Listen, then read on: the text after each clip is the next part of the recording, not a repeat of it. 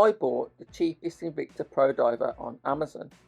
It cost me just £51, but is it any good or is it a pile of crap? Stick around to find out. A solid gold Rolex is something out of the reach of most normal people. But what if you want a taste of that gaudy gold goodness without the price tag? Well, there are gold plated watches, like this here Invicta Pro Diver 8936. It is heavily inspired by the Rolex Submariner, though it is not an homage to any specific reference to my knowledge. I don't think Rolex has ever done a 37mm Submariner in yellow gold, though you may correct me if I'm wrong. Right then, let's get down to the nitty gritty. The case is made of gold plated 316L stainless steel. It has a diameter of 37mm, a thickness of 12 and a lug-to-lug measurement of 48. It has a scalloped bezel with a black ceramic insert. It is unidirectional and 120 click with gilt markings and a loomed pip at the 12 o'clock position. The bezel alignment is okay, it's not bad. There's also a push-pull crown signed with the Invicta logo. It has a solid case back etched with Invicta logo and specifications. The bezel and sides of the case are polished, as are the crown and crown guards. The tops of the lugs are brushed. The side of the case, as you can see, is engraved with the infamous Invicta branding, which does look pretty daft, but I can live with it. The finishing is alright, it's not too bad at all. The crystal is a flat mineral crystal and it has a cyclops over the date window, which does an okay job of magnifying the date. I've seen some cyclops which are incorrectly applied and look crooked, which is really sloppy, but this one is fine. The crystal covers the black gilt dial with gold applied markers, loomed with Invicta's Tri-Night loom. There is a gold plated minute track, a huge Invicta logo applied below the 12 o'clock position, and cluttered gold lettering below the pinion in typical Submariner style. The hands are Mercedes style in gold with loom, and the second hand is a lollipop style with loom and an Invicta logo counterbalance.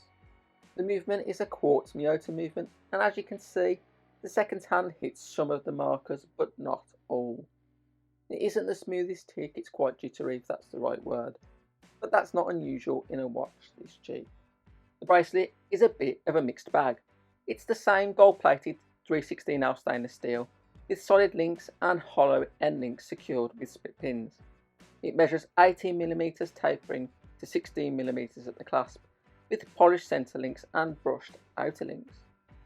There are parts of the bracelet where the links rub against each other, and that has caused marks in the gold plating. This might be a deal breaker for some people, but it's expected on a cheap gold plated watch. The clasp is a pressed stainless steel folding clasp. It does have some micro adjustment and it does the job.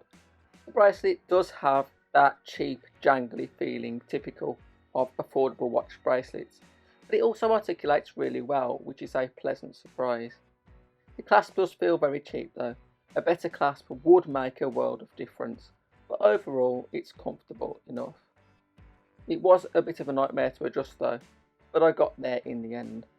You can also easily swap it out for a rubber, suede or leather strap though, if you want to go for a slightly more understated look, especially if the gold plating starts to look worse for wear over time. Water resistance is 200 meters, but I have seen some reviews say that the watch is letting water. Maybe they just got one from a bad batch, I don't know, but it's worth bearing in mind. So what's the verdict? Well, I don't think you're going to find a better quality watch for £50, at least not brand new. It's cheap, it's flashy, and it's a bit over the top. Some might ridicule me and say it's cheap crap, but I certainly don't care about that. You know what you're letting yourself in for when it comes to gold-plated watches. I'm not a huge Submariner fan, especially of modern Submariners, which I think look a bit bloated and flabby compared to vintage models, but this works really well on my small 6-inch wrist. It's trashy and vulgar, exactly what a gold-plated watch like this should be. I suppose the big question is, how will the gold plating hold up? It's probably the worst thing about the watch, but it's also my favourite. I'm guessing it won't last long, but only time will tell.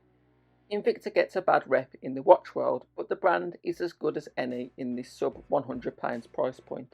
and there are loads of Pro Diver variants to suit all tastes. The quality might not be all there, but you're not really paying for quality.